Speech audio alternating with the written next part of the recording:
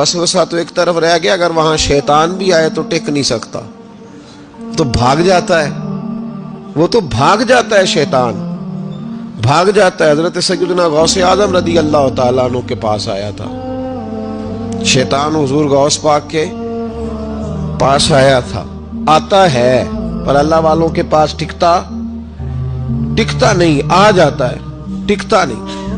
حضور غوث اعظم رضی اللہ تعالیٰ عنہ نے 40 سال اللہ کی عبادت کی، 40 سال۔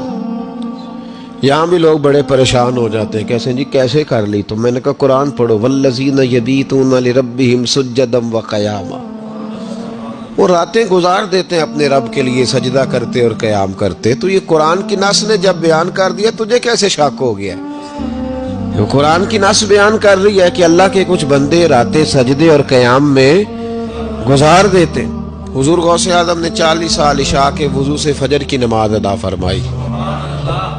تو ایک دن آسمان پہ نا ایک چھوٹا سا بادل کا ٹکڑا آیا، معاذ اللہ ثم معاذ اللہ، وہ کہنے لگا عبد القادر میں تیرا رب ہوں۔ اس کے اندر سے آواز آئی، میں تیرا رب ہوں، تو نے بڑی عبادت کر لی، اب تو بے شک پڑھ بے شک نہ پڑھ۔ کئی ملنگوں کو معاف نہیں ہو گئی معاذ اللہ کہ بے شک پڑھ بے شک نہ پڑھ، عام اجازت ہے۔ تو حضور غوث اعظم رضی اللہ تعالیٰ عنہ فرمانے لگے اعوذ باللہ من الشیطان الرجیم۔ جب آپ نے یہ پڑھا تو وہ سامنے آ کے کھڑا ہو گیا، کہنے لگا عبد القادر آپ کو کیسے پتہ چلا کہ میں شیطان ہوں؟ تو آپ فرمانے لگے پاگل، مجھے کیسے پتہ نہ چلتا؟ جس رب نے اپنے پیارے حبیب علیہ السلام کو نماز معاف نہیں کی، اس نے عبد القادر کو کیسے معاف کر دی؟ جب حضور کے لیے یہ حکم نہیں آیا کہ محبوب چاہے پڑھو چاہے نہ پڑھو، وہاں تو حکم آیا کہ محبوب تہجد بھی پڑھو، وَمِنَ اللَّيْلِ فَتَہجد بِهِ نَافِلَةً لَكَ، نفع دے گی آپ کو، تہجد بھی پڑھے۔ تو ان کے لیے جب یہ حکم نہیں تو میرے لیے کیسے آ گیا؟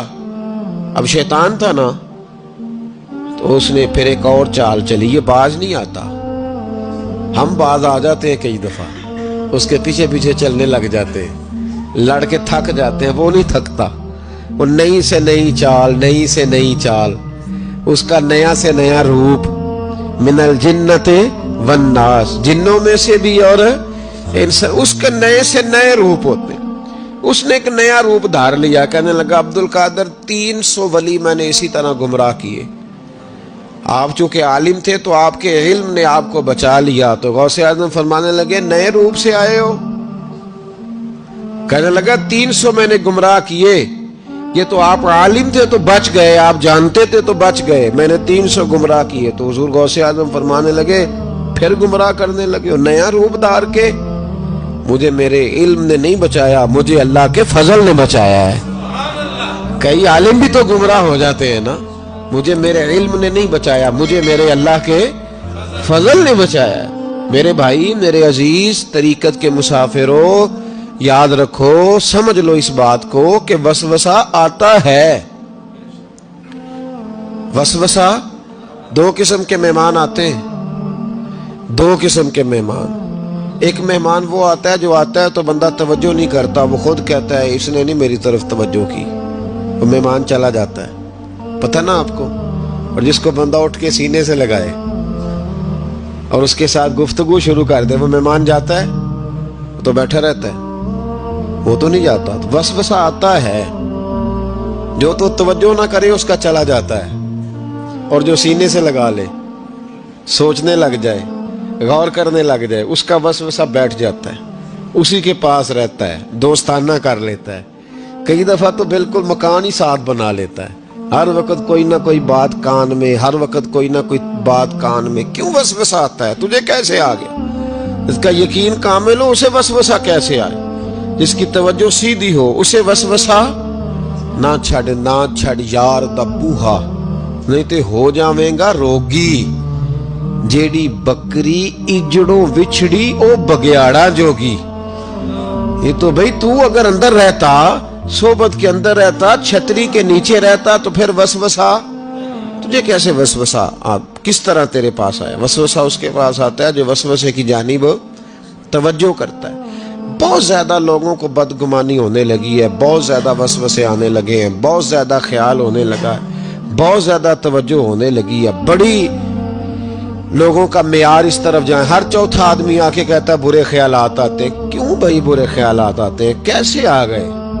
हमारा तो दिल ही एक है और दिल में यार भी एक है, दूसरे के लिए जगह ही कोई नहीं, तो वसवसा कैसे आएगा?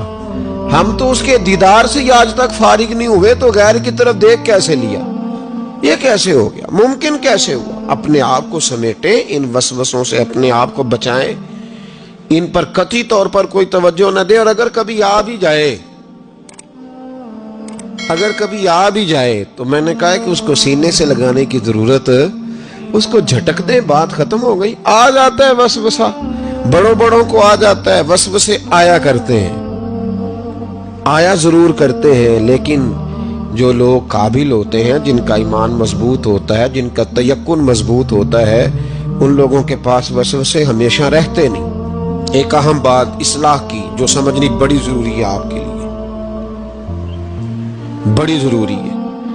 आपने ये गौर करना है कि वसवसा आता कहां से है। कोई नहीं समझ आई आपको मेरी बात की? नहीं आई होती तो आप बड़ी दूर पहुंच चुके होते।